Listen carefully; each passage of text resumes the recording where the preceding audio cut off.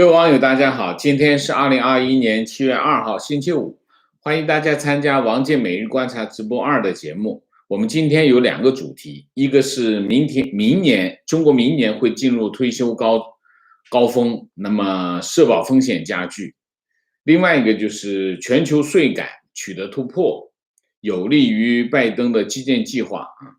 我们先说前面这个啊，这2个都是有一定的社会影响，但是偏财经一点啊。我们先讲中国人力资源和社会保障部公布“十四五”规划，那么这个规划当中的劳动力人口数据反映了什么？反映了中国人口老化将迅速成为中国即将要面对的巨大的社会问题啊。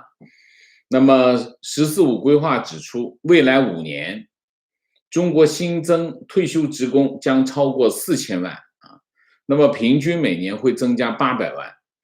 那么2020年，中国新增加的退休职工是452万，也就是说，从明年开始将会比去年其实是一路上升啊，将增加1倍啊。那么与此同时，未来5年中国的劳动力人口将减少3500万啊，那么也就平均每年会减少700万。那么过去10年，平均每年劳动力减少是450万啊，那么也是大幅增长。为什么？为什么明年是个高峰期？这跟生育有关系啊。那么从1962年到1972年，这10年是中国生育高峰期啊。那么平均每年出生是2500万啊，都超过了2500万。那么1963年最高峰3000万，这意味着什么？意味着2022年就是明年啊，明年将迎来退休的高峰，然后持续的增长。那么你想一下，这个领取退休金的人数将会激增啊。那么缴纳养老金的人数会迅速会减少，那么1里1外差距是非常大的，1里1外一年就差将近，你看一个是450万，一个是800万啊，那么450万加800万，那就1200万，里外里差1200万，1250万啊，那是一个很大的数字啊。那么中国政府今年年初的时候曾经明确的提出，要逐步推迟这个法定退休年龄啊，引发这个社会关注。那么中国的退休年龄70年没有变啊，就是男性60岁，女性是干部55岁，职工是50岁啊。那么第7次人口普查，2020年65岁的人口占总人口的比例达到了13.5%，那么即将步入深度老龄化社会的国际标准。那么这是一个，就是说这是一个很重要的趋势啊，就是说未来这个退休人未来5年，其实不是未来5年，是未来10年啊，未来10年都是中国退休人数上升的10年啊，就比过去10年整体要翻1倍啊，整体翻1倍。那么另外一方面呢，4月16号啊，人社部和这个财政部发布公告，提高全国基本养老金4.5%啊，那么各地根据这4.5%来安排。那么上海第一个在5月12号公布这个养老金调整方案，然后陆陆续续的各地都公布这个养老金的方案，到6月28号，四川公布这个养老金调整方案，31个省全部落地，就是提高养老金啊，就按照4.5%上下。那么有些省加的多一点，有的省加的少一点。那你想一下，第一个退休人数上升然后这个交纳退休金的人数减少，然后同时它又增加了什么？为什么？建党100周年，帮大家加钱，这个政策呢是个非常荒唐的政策。你想一下，人社部跟财政部决定各个地方提高这个养老金的标准，但是养老金的标准是怎么来的？养老金的标准，钱是谁付？地方政府在付。中央政府，这就个典型的叫什么？叫我请客你会抄啊！中央政府请客啊，中央政府宣布提高养老金，大家都挺高兴，钱是地方政府出啊，所以就是一个这样的，这个政策基本上是，就是做好人是中央政府做好人啊，背黑锅是地方政府在背黑锅啊，这就是中国的政治，中国政治基本上是这样。那你想一下，养老金水平上升啊，那地方政府本来地方政府压力很大，结果你还加一个，因为这个党庆提高这个养老金水平，而且你上去了是下不来的啊，所以这个情况，所以可以看到未来10年，养老金这一块将是地方政府非常重大的财政压力啊，这是一个。然后“十四五”规划稍微说一下啊。那么，“十四五”规划它这个方案呢有6个重点啊，一个是推动充分就业，第二个是健全多层次社保体系啊，这都是官样文章，没什么太大意义。深化企事业工资收入分配制度改革，这也是用改革之名，基本上没什么太大意义。构建和谐劳动关系，提高基本公共服务能力和质量，这都是一些大话。构建和谐劳动关系，劳动关系根本不和谐，为什么？目前中国的劳动关系就是劳资关系，不叫劳动关系，劳资关系就是劳工一方、资本一方啊，企业一方，他们之间的关系是很怪异的关系啊。那么中国有一个劳动法，这个劳动法是一个恶法啊，这个劳动法呢是鼓励耍赖啊，鼓励员工耍赖。它其实是需要一个怎么说呢？中国现在没有工会，虽然政府有工会，但是并不代表这个员工啊，它只是一个政府部门啊。那么中国也没有集体谈判权或者集体谈判制度，所以呢，中国在劳资的关系当中呢是不平衡，就是说员工是个体，企业是个组织啊，个体跟组织一一对应的时候，根本没有对抗的力量。中国又没有工会啊，又不允许成立工会，中国有的工会全是政府部门。那现在于是呢，他就出了一个恶法，出了个什么恶法呢？劳动法，而这个劳动法呢，它是拉偏架，就是它鼓励员工耍赖，然后它可以依据劳动法来耍赖。他意思就是，既然你这个力量不平衡，那我就法律上就向这边倾斜一点，就这个意思。中国的法律就变成一个这样的鬼东西。这样的鬼东西一下来呢，结果是什么呢？结果这企业就不敢请人，就尽量的少请人，因为你代价会非常的大。所以实际上呢，既没有保护员工职工，也没有让他没有通过制度建设去让劳资关系进入一个新的平衡。比如说你赋予员工集体谈判权，让他集体跟对方谈判，那你不就力量就平衡了吗？或者是你让他组织工会，当然中共不会允许工会的存在，工会多可怕，一想到波兰的团结工会，共产党头皮都发麻，所以他不允许他不成立工会，他就没办法平衡。所以中国的劳资关系是一个扭曲的、不正常的一个关系，谁都不高兴，政府自己也不高兴，这是很烂的法律啊。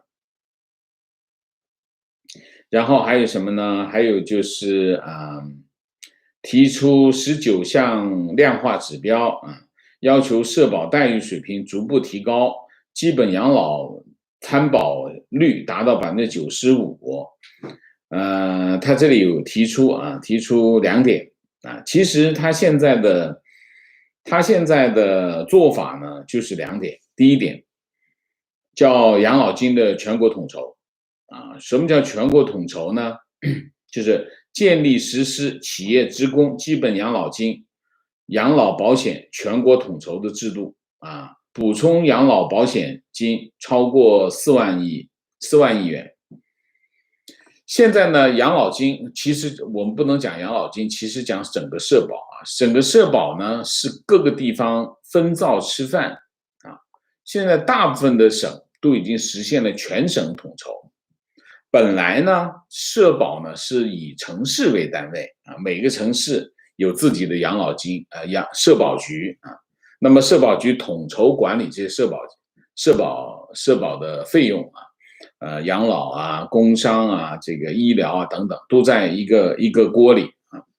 但是由于一个省内各个城市的这个水平不一样，所以有些城市比较好一点，有些城市差一点，所以呢，它经常出问题。有些差的呢就出问题，那怎么办呢？他就先进行省内统筹。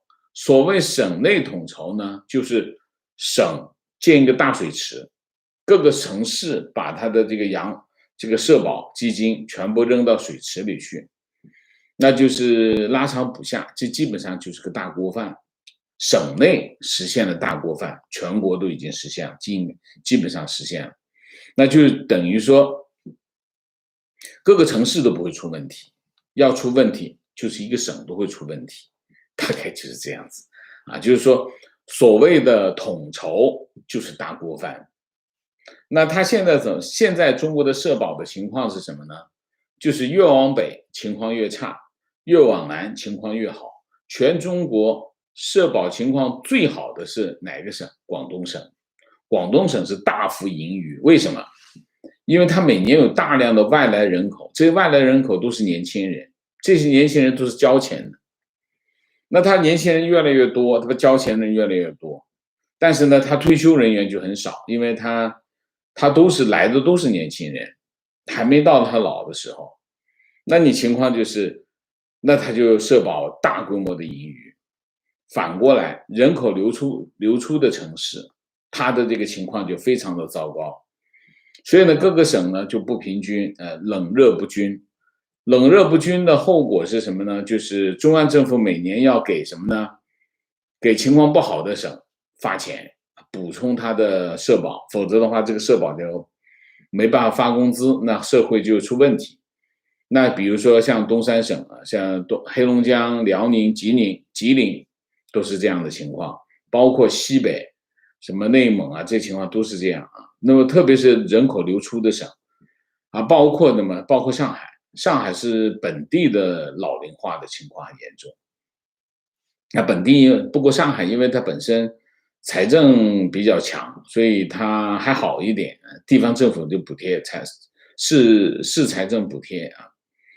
那现在的情况就是，那怎么办呢？下一步怎么办呢？下一步就全国统筹，就是把全国各个省的这个社保基金扔到一个大水池里面去，那么拉上补下，那当然这个穷的那些省很高兴，哎，这样的话我就一口气全搞定，我闭着眼睛我就不用管。那么有钱的呢就不愿意，所以这又要搞政治啊，要搞政治，这是一个。另外一个是什么呢？另外一个就是补充社保基金啊，补充社保基金怎么办？国企，他现在的办法就是把国企的资产放到社保基金里去，各个省放，然后中央把这个央企放啊。那么现在呢，全国统筹是不是把这个全国社保全部合并在一起？现在不知道。如果中央政府有担当，那就应该放进去。这样的话，中央政府才能说服地方政府把所有的社保基金放进去，否则你怎么说呢？你得兜个底嘛，是不是啊？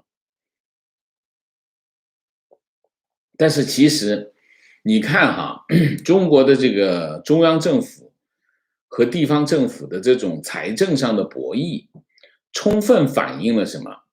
充分反映了其实中国的这个政权的特征都是为了钱你一看就是为了钱在这种争权夺利各种争权夺利不承担责任，都不想承担责任这是一个关于这个社保的问题，就是明年中国会进入这个退休的高峰，那么平均每年会增加800万，然后这个叫什么？这个劳动力减少劳动力减少是450万，每年都会减少700万，每年减少700万，所以这个是很大的影响对社保影响是最大的这第一个。我们第二个，我们讲讲这个全球税改。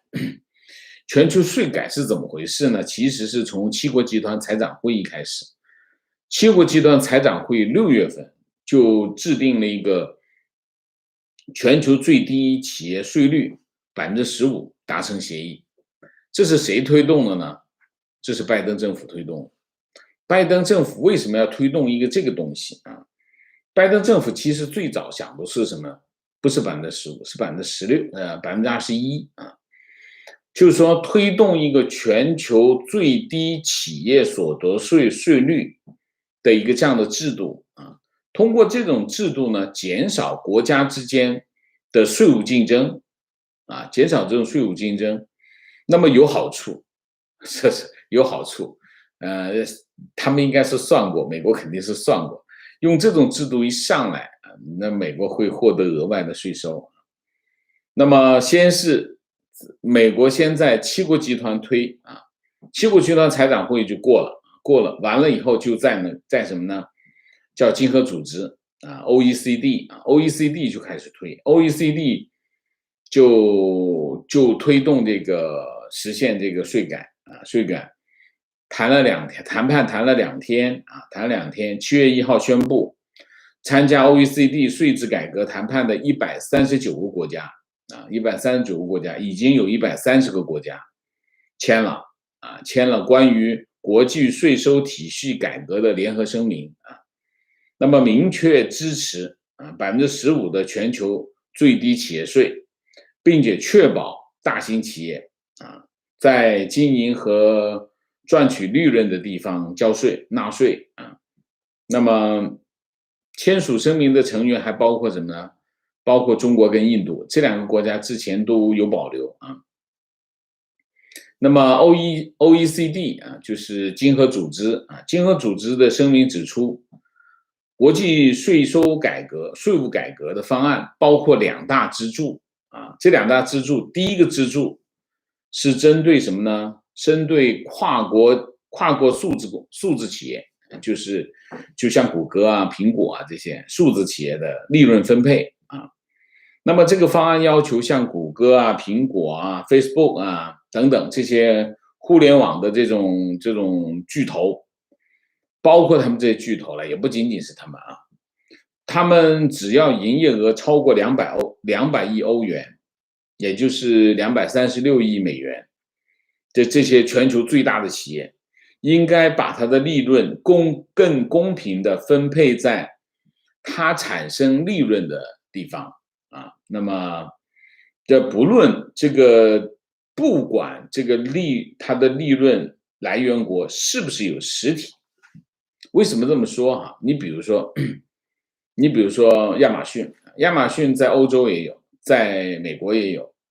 那他在欧洲他开店，但他并没有实体，他只是在那儿卖而已所以他就是这个方案，就是只要你在那里产生利润，就算你没有实体，你也得在当地纳税这是一个税务公平的问题这是第一个支柱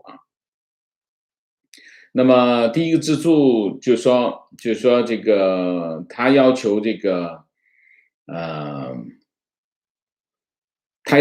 些企业合理的分配利润然后6月初举行的这个七国集团财长会议上，参加的美国、日本、德国、法国、英国、意大利、加拿大那么提出来，对于利润超过10%的跨国企业，那么利润来源国对它至少可以进行20%的全球利润进行征税，就是说它的利润来源国至少可以向它征20%的税当然它在这里征了20%的税，它在它的母国，比如说它在美国，它的20%的税不用再征了所以呢，但是这个20%呢，到了7月1号这次公布 OECD 公布的时候，20%变成了多少？20%到30%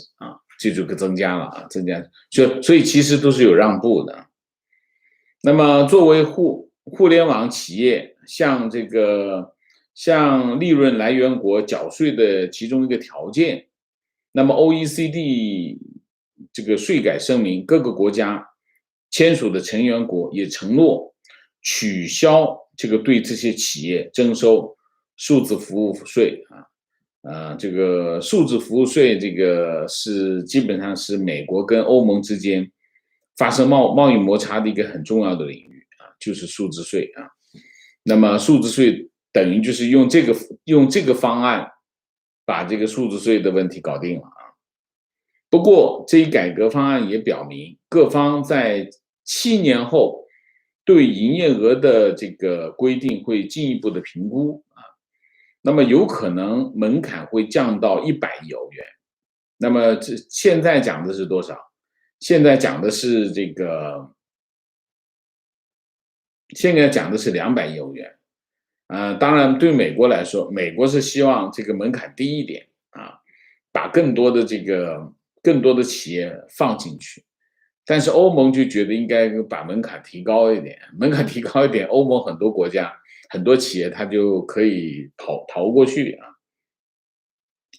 但是从目前的来看是欧洲欧盟在这个问题上做了让步就是说现在我们先说这200个亿7年以后我们讨论的可能就是100个亿甚至可能会更低都不一定这是第一个支柱第二个支柱引入一项全球最低的企业税来控制各国之间的税务竞争。为了避免各国为了吸引外资竞相进行税务竞争，营业额超过7.5亿欧元，就是8.89亿美元的跨国企业必须在它的业务所在国缴纳最低15%的税金。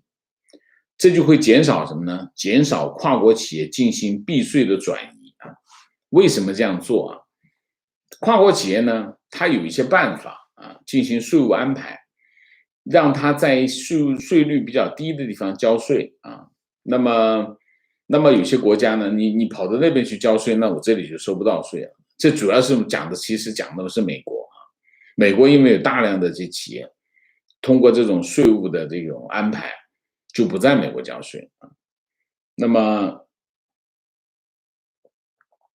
如果大家都保持在15%以上的话呢，那其实跨国公司呢也不会，它就是说它转移缴税地点的这种动机呢会减少。那么根据OECD 的统计，由于跨国企业的这种避税行为，各国政府每年损失1000到2400亿美元的税收那么如果确立了至少15%的全球最低企业税，那么预计每年为全球带来1500亿美元的额外税收那么此外 OECD 也说国际税收制度和税率的稳定和确定性也会为纳税人和税收机构带来额外的好处。大概是这样那么这个框架已经达成，不过呢它里面还涉及了很多细节，要在7月9号到10号意大利罗马举行这个 G20 财长会议，由各国财长和中央银行行长进行进一步的评估和确认。经合组织表示，谈判各方制定了一个时间表，就是在今年10月底前完成这2大支柱剩下的技术性的工作，并制定一个相应的计划争取方案在2023年，就是后年得到有效的实施。那么这个联合声明，G20集团这个联合声明说，这个 G20集团所有成员国为这份经合组织协调达成的税务改革方案，签字背书啊。那么7月1号最新的谈判进程之后，美国、法国、德国等 G7 就是7国集团的领导人立即发布声明表示支持啊。那么最高兴的是谁？最高兴是美国的财政部长耶伦连发3条推特说这个是经济外交具有历史意义的一天他说这场企业税率方面的国际逐低竞争剥夺了各国用于基础建设、教育和其他公共需求的税收。现在这场竞争已经接近尾声。这一新建立的全球税收体系将令美国工人和美国企业领跑全球性的经济竞争，并最终获得胜利。那么，这对拜登政府其实当时提出来的是21%不是15%。不过肯定是美国政府是做了让步了为了达成协议先把协议定出来。大概这件事情就是这样。现在是这样现在7国集团税率是这样，都比15%高，法国32%德国29.9%就只有30%，日本29.7%也是30%，加拿大26.5%，美国25.7%那么意大利27.8%，从这个数字来看，美国应该是这里英国最低19%是英国最低那么其次是美国25.7%对谁最不利？这件事情对这个避税天堂最不利那么避税天堂还有一些高度依赖这种外资的企业地方，比如说这些低税国家，比如说爱尔兰、匈牙利、爱沙尼亚这3个国家都不签还有一个什么呢？北非尼日利亚是北非人口最多、经济体最大的一个国家。尼日利亚、肯尼亚、秘鲁、斯里兰卡都不签那么爱尔兰现在的企业税是12.5%所以爱尔兰其实有很多的这些互联网企业在爱尔兰，所以它爱尔兰这2年的经济非常的好，而且它呢什么呢？它的高科技也很发达，就是很多企业愿意到爱尔兰去，有2个原因，第一个原因跟税有关的确是跟税有关，另外一个原因是它的基础很好，有人才，基础又很好，又低税，然后它又靠着英国，又靠着欧洲，但是呢，它又没有那么复杂的这种社会关系，所以这些互联网企业、高科技企业愿意去爱尔兰。爱尔兰这些年发展不错，所以爱尔兰房子涨得很厉害我去年的前年，我全年去的爱尔兰，那房子涨得非常厉害，很凶这是一个，大体上就是这样大体上是这样。那么我们今天再讲一下，我今天在推特上看到的一个7月1号的一些安排，我们可以讲一讲顺便讲讲。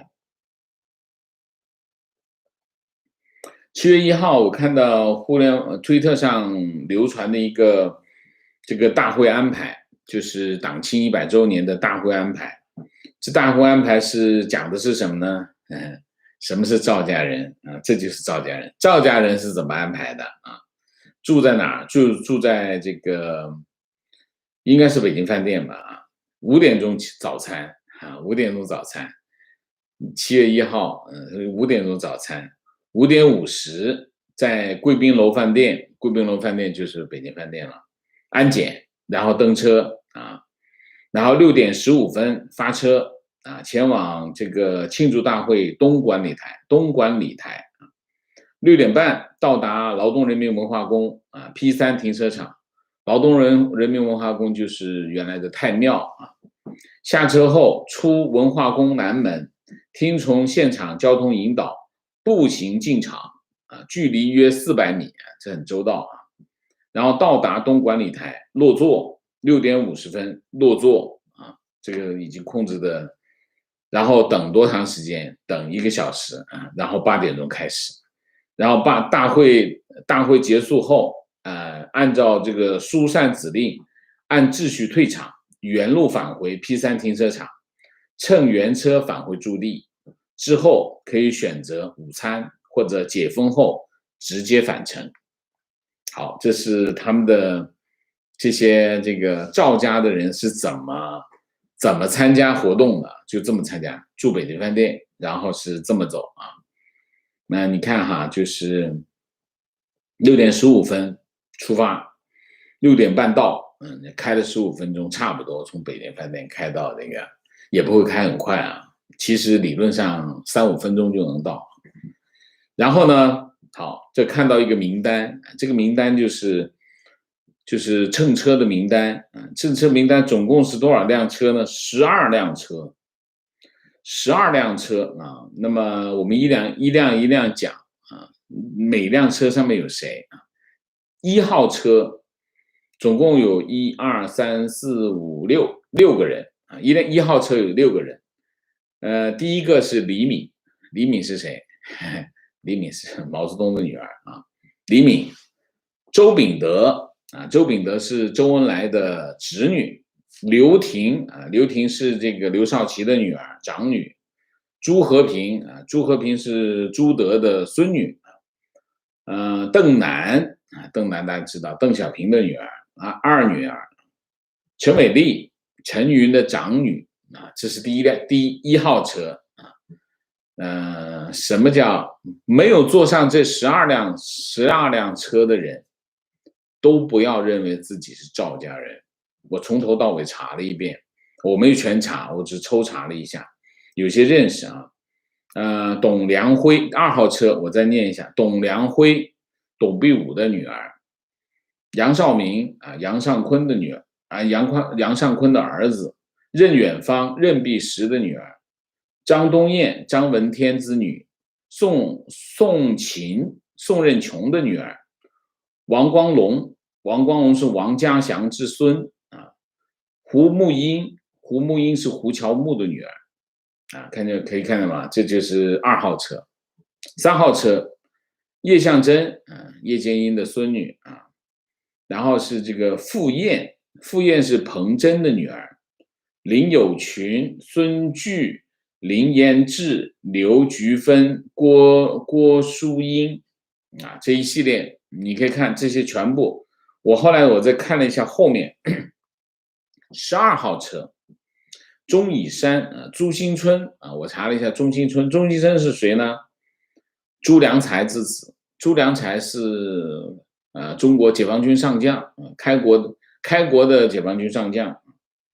然后是看了一个10号车的张新霞，张新霞也是个上将是这个张宗逊之子你基本上可以看到这个12辆车里面的人，我当然还有一些我们都认识有些都认识，像什么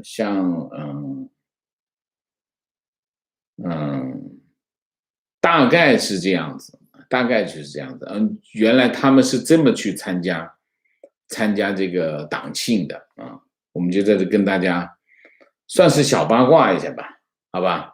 那我们今天这个就是没有坐上这12辆车的人都不要认为自己是赵家的人好吧？好，那我们进入这个互动。进入互动之前，温馨提示，请大家点赞，请新来的网友订阅，请大家加入我们的会员，支持我们做更好的节目。那我在这里特别说一下，就是明天开始，我们直播时间延迟半小时因为我们经常迟到，所以我也不好意思，所以我们还是直接把时间延迟半个小时吧那么就整点开始，那就防止我们迟到了那老师道歉也不好那么另外呢，进入互动之后呢，请大家不要聊天啊。4个情况、问题、观点、情绪，好吗 ？OK， 明谢 XRW， 谢谢王老师。周末小长假快乐，今天是周末小长假吗？这个字我不会读啊。Cavano 啊，谢谢。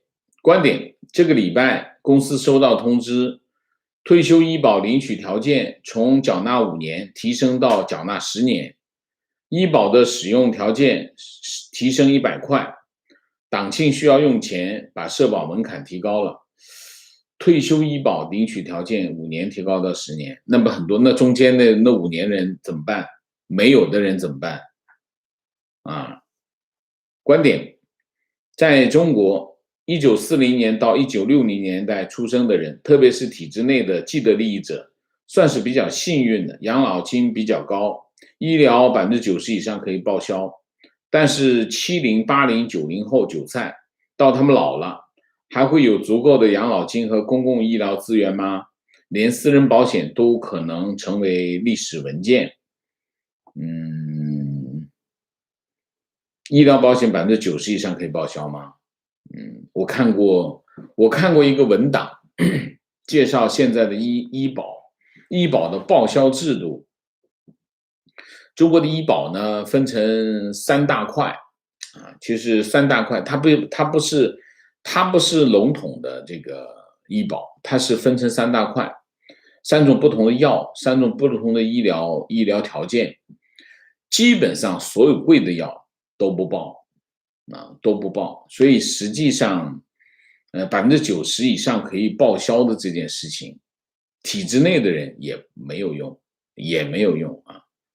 关键不是这个关键是它报销的范围非常小，所以你经常遇到的情况是，你都报不了很多进口的都报不了，大部分进口的都报不了情况，华为有工会占了99%的股权，所以华为号称民营企业，根本笑话。它的工会跟我们讲的工会是2个不同的概念它的工会只是一个法人单位而已它并不是拿来跟代表员工的，跟我们正常意义上的工会没有关系，没有关联。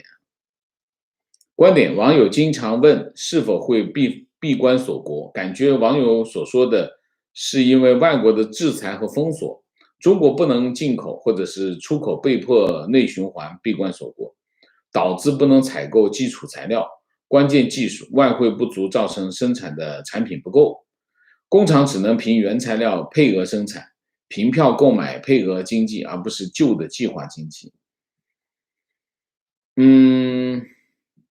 如果它被封锁或者制裁，中国很快会崩溃的。你想，中国有几个根本性的产品是需要进口的？第一个是粮食虽然中国一直在讲我们的口粮是够的口粮是够的，这个其实在偷换概念中国的总的粮食看上去是大体上差不多，但是其实是不对的。为什么？因为中国吃的大米就要进口，中国吃大米很多，而且中国人爱吃的这种比较好吃的大米是全部都要进口的。中国自己产大米，但是中国产的大米中国自己不爱吃。你比如说早稻中国人不爱吃，不喜欢吃那早稻，觉得不好吃。但是中国主要的粮食，你比如说稻米的话，早稻是产量高的，但是他不爱吃所以基本上，他就要大量的进口。所以实际上说我们的粮食是有保障的，其实这是个屁话。为什么？没有意义，因为你有他都不买，所以他要进口。比如说中国的大豆要进口，为什么？中国的饲料大部分是用的是大豆，因为大豆是植物蛋白，那么你要去养猪养鸡这些养殖业都需要蛋白，那么植物蛋白比较便宜，所以就去买大豆。中国的土地不够，耕地不够，大豆是需要面积非常大的植物所以呢，大豆需要进口，大米需要进口，小麦需要进口，所以中国实际上它所谓的粮食安全其实是没有任何意义的，其实粮食是不安全，这是第一个。第二个，石油，中国的石油要进口，如果中国石油不进口，那就完蛋了，这是第二个。石油你想想，石油要短缺，这个经济不就崩了吗？还有一个什么？还有铁矿石，这个我不用说了，之前讲过啊，像这个，像什么，像那个澳洲跟澳洲打贸易战，马上就败掉了，原因什么？需要它的铁矿石啊，铁矿石需要煤炭。虽然中国是全世界最大的煤炭产煤国，但是用于炼钢的煤炭，用于发电的煤炭都需要进口。为什么？价格便宜，质量高，符合它的要求。甚至你像很多电厂，它都需要用就动力煤，动力煤就是澳洲煤。所以你如果真的发生了就网友说的这个闭关锁国这件事情，中国经济会崩溃的。中国其实对外依赖是非常强，对外依赖是个外向型外部依赖型的经济体。你比如说还有一个，比如说出口，中国有多少企业出口？数以百万计的工厂是出口的。你要是闭关锁国什么意思？那怎么出口？那这些厂子全都得倒闭。你说啊，我们就内销，中国生产了全世界60%的裤子，全世界60%的裤子都在中国做的，但中国人哪穿得了那么多裤子？那意味着什么？如果你一内循环，它本来它就中国自己有厂子生产裤子的呀。中国的企业分两种，一个是做内销的企业，一个是做外销的企业。做外销的企业根本做不了内销，为什么？他追账都追不过来啊！你根本不是两个不同的生意。国内的贸易环境是非常的恶劣，非常恶劣，一不小心你的货就被骗了。做外贸的企业根本就没功夫搞这些事情，做不来的啊。所以如果我们不要这不是一个讨论的问题。关于闭关锁国这件事情，不管是主动还是被动，只要这件事情一发生，中国经济不用讨论就会崩溃。闭关锁国一发生就会崩溃啊，没有其他的结果。情况网上流传，所有参会的人在参会半个月前就每48小时核酸检测一次，提前几天集体封闭住宿，不允许带手机。昨晚1点就集合去广场候场。参会的人吗 ？OK， 这么可怜，为什么去参加这种鬼东西？提问，请问王老师，这12台车上都是红二代吗？我有2个我没查到，不知道是谁。有2个，对，有2个没查，其他的我查的都是红二代，红2代、红3代吧，赵家人。这12台车上的有2个人不知道是谁，查不出来是谁，但是我查到的全是红2代或者红3代啊。观点这2天，只言片语的看了一下墙内的大庆，如鲠在喉，刺目鲜红的底色，山呼海啸的口号，加上夸张的动作和表情，不由得让人瞬间穿越文革，再一次印证了王先生的话：文革从未离开。你看这次习近平特地穿了一个灰色的中山装，学毛泽东学毛泽东，然后最后喊口号人民万岁啊，共产党万岁啊，学毛泽东意图还是很明显的。你一看就他一人穿中山装，其他人都穿西装，很突出他我觉得这是安排好的观点最令人作呕的就是一群艺人丑陋的表演。这次看的那些所谓的明星人物，明星名人争先恐后的下场，扮演莫名其妙的角色，喊着他们自己都不相信的口号，做着自嗨的表情，除了恶心，还让人心生怜悯。说明他们摇尾气连都是侮辱了狗。说他们是起义还是比较贴切的，也就是讨口饭吃啊。那个地方究竟是怎么了啊？他们也就是干这个的。你想一下，他们就是干这个的，所以在这个时候他不干谁干，对吗？你让领导干部去干嘛？这本来就是干这个的呀啊。观点：现在的香港充分反映了法治和法治的区别。以前的香港是法治啊，法律的法，治理的治啊，那么是全民的法来治理，而现在变成了法治啊，制度的治，由统治者制定的法来统治。CCP 就是充分结合秦始皇、马克思、列宁、斯大林、毛泽东法家思想也贯穿始终。其最擅长的只是帝王术啊，还有一个什么数字集权工具，帝王术加数字集权工具，再加什么？再加党系统啊，基本上这样啊。中共观点：中共的强大源于人性的弱点，中共会长期存在，但对国际社会带来，而且对国际社会带来不好影响。对的。观点说90%能报销的是很普通的药和基本项目，家属经历过了一次。医院三甲如果知道有家属在海外，就认为你有钱，就忽悠你上钩自费项目，结账时吓一跳，根本不要指望私人保险，到时候保险公司在不在都难说。情况体制内报销50%也没用，好的药全是境外势力。然后国内医院都让癌症病人自费进行一些所谓的免疫疗法、细胞疗法啊，这些每针都要几万块，一场癌症下来花费100万，还死得没尊严，就真实的在我老婆的亲戚中发生过，这不是某个别的案例啊。这件事情，上次记得吗？那个有一个医生挑战那个卫健委啊。就是说这个忘记叫什么名字，有谁记得吗？那个医生，到后来不了了之这件事情，就是癌症的，刚才讲的这个免疫疗法啊，他就讲讲揭露这种黑幕，就是有没有人记得是谁？我忘记了叫什么名字啊。所以医疗这件事情。怎么说呢？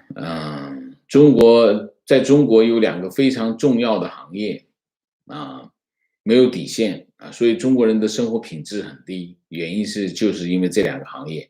第一个是什么？一个是医疗，一个是教育啊。教育被共产党拿来洗脑，所以这件事情所以生活品质很低，这是一个很重要的方面。另外就是医疗，医疗就是搜刮啊，把全国人民当韭菜啊。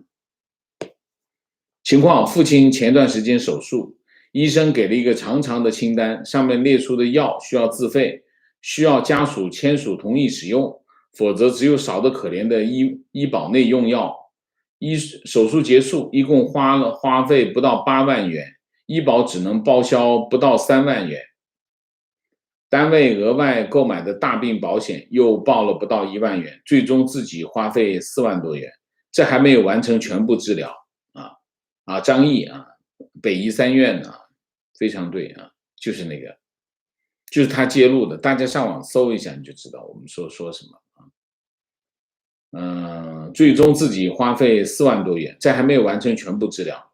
父亲出院的时候，还有几个病友因为支付不起医疗费，还在医院里使用医保用药维持着。国内看病真是让人破产，就是这样情况。上海小孩普通感冒，随便医院一看，医保报了，已经报了50%，自己还要掏400-500元，这就是割韭菜。药的总价提高，药还是开一大堆，2岁的孩子哪吃得完？就是这样。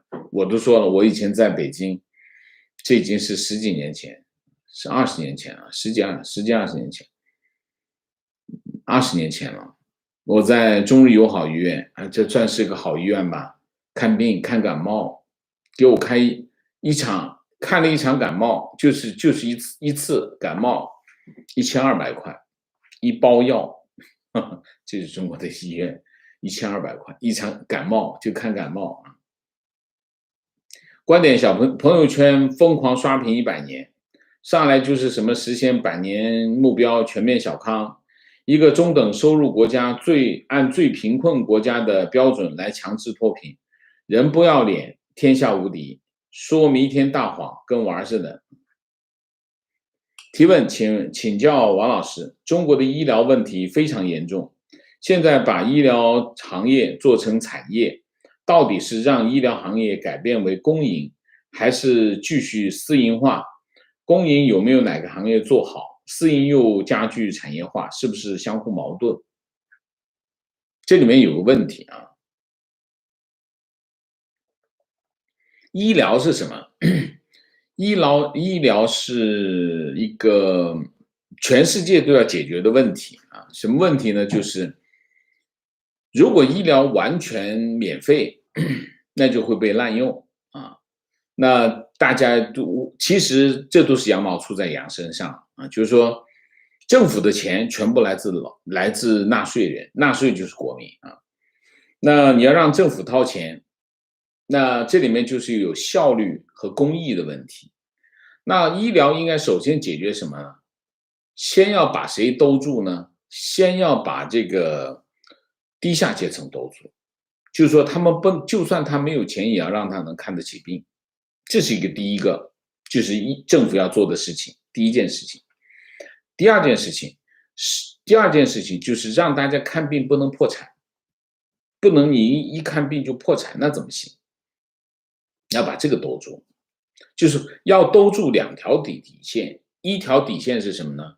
一条底线就是保障这个所有的人都能看得起病啊，不能因为你穷就看不起病，要保障穷人能看得起病。另外一个就是要保障这个国家的每一个人看完病之后，他要付出一些代价，但是不能让他破产。然后呢，公营也罢，私营也罢，都应该在市场上找到公营的医疗机构应该保障托底的这部分，私营这部分呢，那保障有这样需求的人，要充分的开放市场，所以不能完全说私营好还是公营好，产业好还是这个公共服务好。医疗应该是既有公共服务又有私营产业，因为这个社会有多元的需求。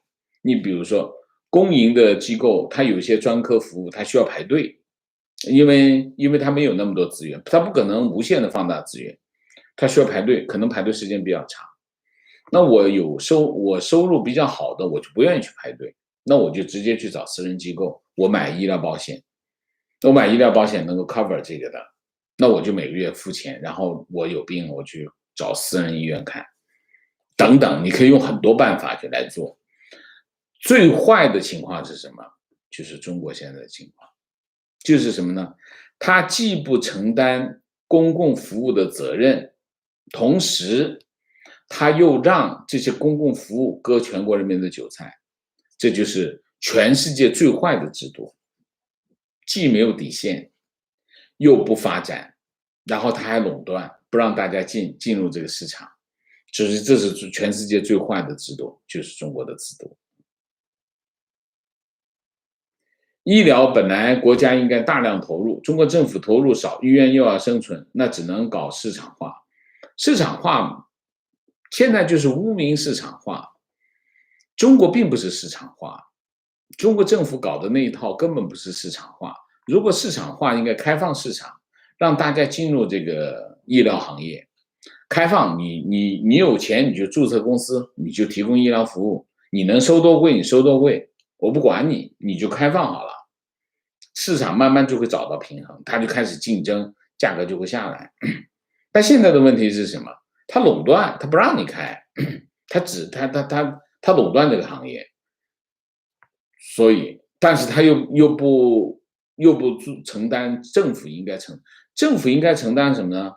不是说政府要投入啊，不是，政府是要投入，但是政府投入政府的钱就是老百姓的钱，政府要投入到什么水平呢？政府要投入到他能够解决穷人都能看病，然后普通人看病不会破产，投入到这个水平就够了。但是中国政府连这完全没有干。情绪捏住人家短处的行业，医疗就是在任何地方都强势，再加上不讲道德，没有怜悯心，只知道欺骗和豪夺的社会风气，实在是万恶不赦，非常正确啊。情况坐标杭州儿童医院肺炎住院花了5000，医保报销1500，剩下自己买单。坐标美国手臂脱臼儿童医院花费5万，医保报销4400，自己负担6000。情况我在一带一路项目这边控制回国2年多了，不让回国，强迫劳动，很多人都是中介骗过来的啊。你很想回国是吧？为什么那么想回国啊？提问：香港议员年薪300万港元，更不要讲香港特首。请问王老师，他们工资这么高，算不算造假人？这算什么工资高？议员没有300万吗？有300万吗？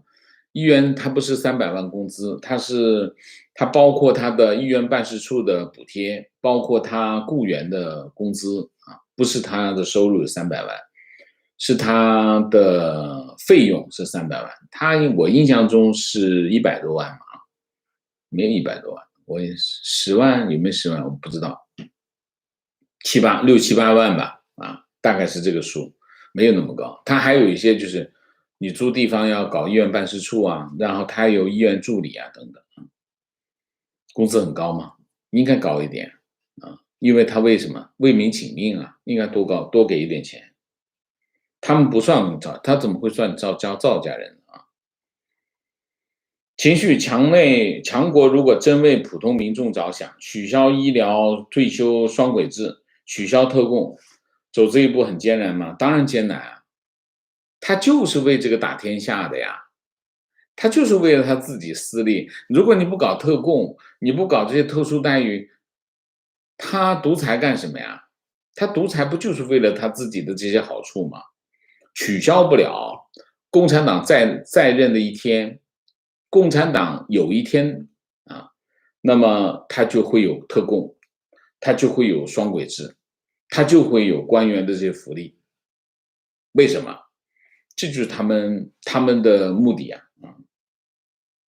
情况19年，朋友骨髓癌，澳洲、台湾医生都不建议骨髓移植，但国内医生强烈推荐，结果还没有开始就花了将近20万，人没了啊！好，明谢10月天，谢谢。好，今天的节目就到这里，感谢大家的参与，我们下个节目再见。再见之前，请大家点赞，请新来的网友订阅，请大家加入我们的会员，支持我们做更好的节目，做更好的自己。谢谢大家，谢谢。